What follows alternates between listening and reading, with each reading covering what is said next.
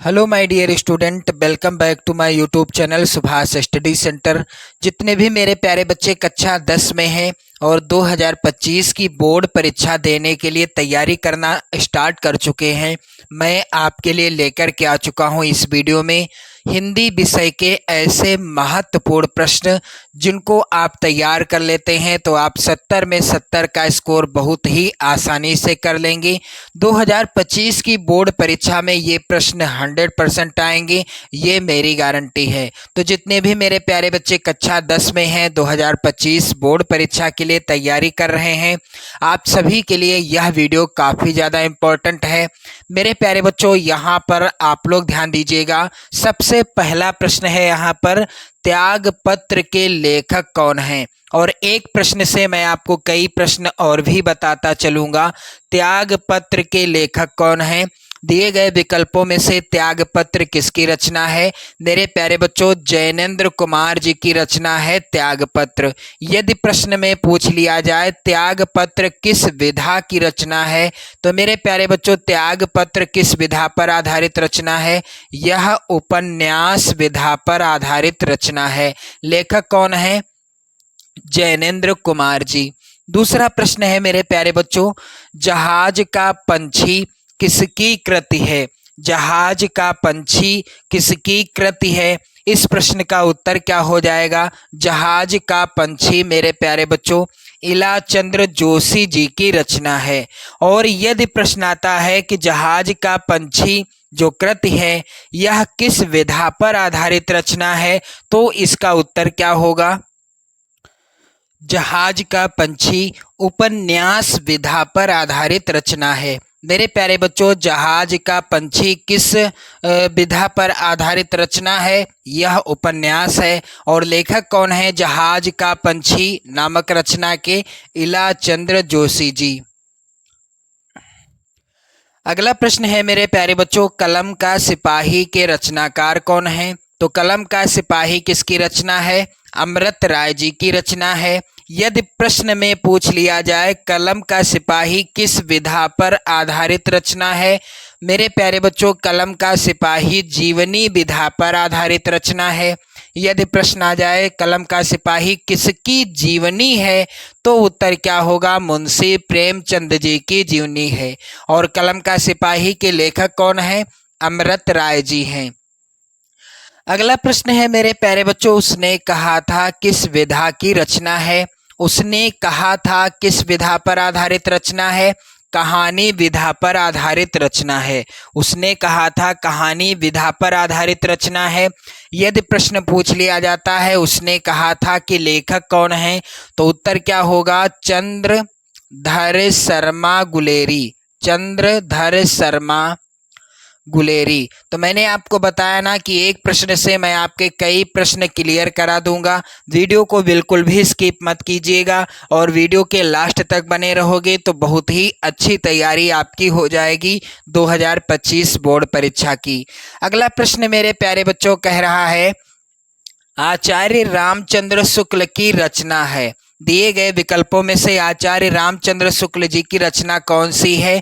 चिंतामणि है। प्रश्न पूछा जाता है कि चिंतामणि किस विधा पर आधारित रचना है, तो मेरे प्यारे बच्चों इसका उत्तर होगा चिंतामणि निबंध विधा पर आधारित रचना है।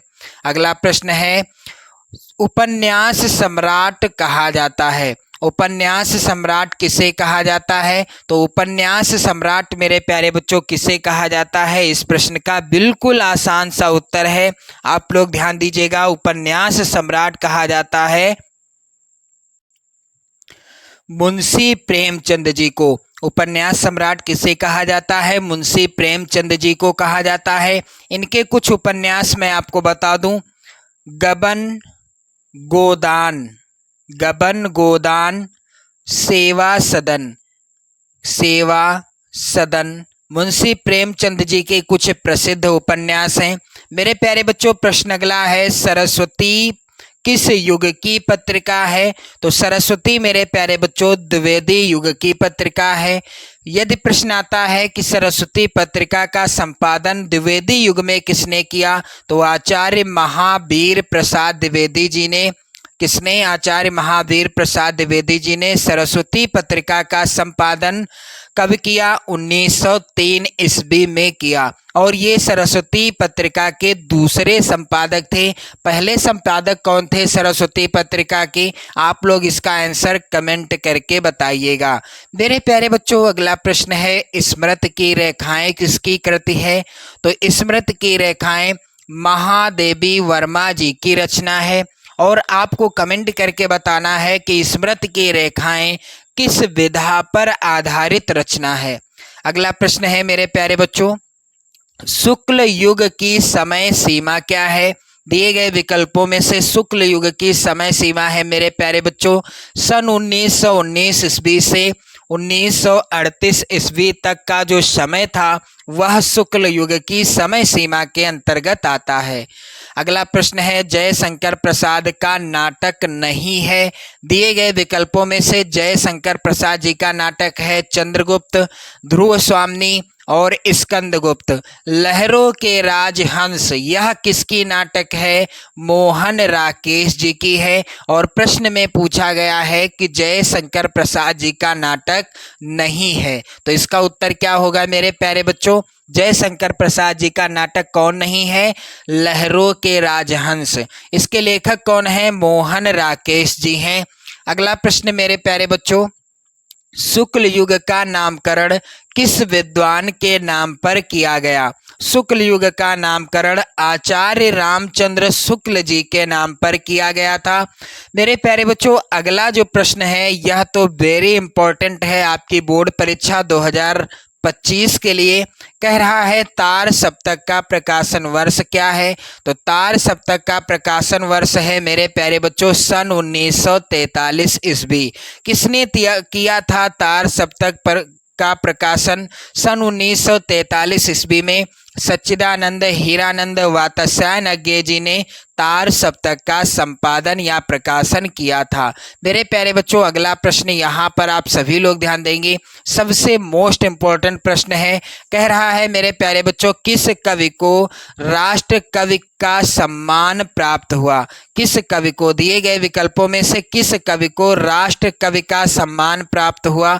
तो इसका उत्तर हो जाएगा मैथिली शरण गुप्त जी को राष्ट्र कवि का सम्मान प्राप्त हुआ। और इनकी प्रसिद्ध रचना जो कई बार बोर्ड परीक्षा में पूछी जा चुकी है, साकेत। साकेत के लेखक कौन है? मैथिली शरण गुप्त जी हैं। अगला प्रश्न है मेरे प्यारे बच्चों, महादेवी वर्मा कवयित्री हैं। महादेवी वर्मा दिए गए विकल्पों में से किस युग की कवयित्री हैं? इस प्रश्न का उत्तर हो जाएगा महादेवी वर्मा जी मेरे प्यारे बच्चों किस युग की कवयित्री हैं? छायावादी युग की, यानी छायावाद युग की कवयित्री हैं। एक मैं आपको ट्रिक बता रहा हूं, आप लोग याद रखिएगा। प्रसाद पंत निराला देवी, प्रसाद पंत निराला देवी, इस ट्रिक को आप याद रखिएगा। ये प्रमुख छायावादी कवि हैं मेरे प्यारे बच्चों, छायावादी कवि या छायावाद के प्रमुख लेखक हैं। प्रसाद का अर्थ हुआ जयशंकर प्रसाद, पंत का अर्थ हुआ सुमित्रानंदन पंत और निराला जी का अर्थ हुआ यानी सूर्यकांत त्रिपाठी निराला। देवी से हो जाएगा महादेवी वर्मा। तो मेरे प्यारे बच्चों, प्रसाद पंत निराला देवी आप याद रखिएगा, ये छायावादी युग के कवि या लेखक हैं। प्रमुख 4 स्तंभ लेखक माने जाते हैं, प्रमुख लेखक माने जाते हैं। अगला प्रश्न मेरे प्यारे बच्चों है, साकेत रचना है। अभी अभी मैंने आपको बताया साकेत के लेखक कौन हैं। उत्तर हो जाएगा मैथिली शरण गुप्त जी। साकेत किसकी रचना है? मैथिली शरण गुप्त जी की रचना है। मेरे प्यारे बच्चों, वीडियो को एक बार जरूर शेयर कर देना। अगला जो प्रश्न है वेरी इंपॉर्टेंट प्रश्न है, ललित ललाम होगा, यहाँ पर थोड़ा सा मिसप्रिंट है। ललित ललाम रचना है किसकी? ललित ललाम किसकी रचना है? तो इसका उत्तर हो जाएगा पहला वाला विकल्प सही, मतिराम जी की रचना है। अगला प्रश्न है, रामचंद्रिका के रचनाकार कौन हैं? तो रामचंद्रिका किसकी रचना है? केशव दास जी की रचना है। इनकी एक और रचना आप याद रखिएगा, कवि प्रिया और रसिक प्रिया। ये दोनों रचनाएं किसकी रचनाएं हैं? केशवदास जी की ही रचनाएं हैं। रामचंद्रिका, कविप्रिया, रसिकप्रिया, ये तीनों रचनाएं मेरे प्यारे बच्चों केशवदास जी की रचनाएं हैं। अगला प्रश्न है रीत काल की रचना है, तो रीत काल की रचना दिए गए विकल्पों में से कौन सी है? रामचंद्रिका है, क्योंकि रामचंद्रिका केशवदास जी की रचना है और केशवदास जी रीत काल के कवि हैं। अगला प्रश्न मेरे प्यारे बच्चों, यहाँ पर आप सभी लोग ध्यान देंगे। केशवदास जी की रचना है रामचंद्रिका और यह है रीत काल की रचना, क्योंकि केशवदास जी रीत काल के कवि हैं। मेरे प्यारे बच्चों, यहाँ पर प्रिय प्रवास जो रचना है यह है अयोध्या सिंह उपाध्याय हरिऔध जी की रचना। आप लोग याद रखिएगा, हरिऔध जी की रचना है प्रिय प्रवास। अगला प्रश्न संख्या 20 वेरी इंपॉर्टेंट है। राम की शक्ति पूजा के रचनाकार कौन हैं? तो राम की शक्ति पूजा किसकी रचना है? सूर्यकांत त्रिपाठी निराला जी की रचना है। मेरे प्यारे बच्चों, प्रश्नों की संख्या 20 थी, लेकिन कई प्रश्न मैंने आपको इन प्रश्नों के साथ साथ करवाए हैं। आप इन सभी प्रश्नों को रट लेना। मैं वादा करता हूं कि यहाँ से प्रश्न आपकी बोर्ड परीक्षा 2025 में जरूर पूछे जाएंगे। और इसी तरह से अपनी बोर्ड परीक्षा की बेहतर तैयारी करने के लिए आप चैनल को सब्सक्राइब कर लो। जय हिंद।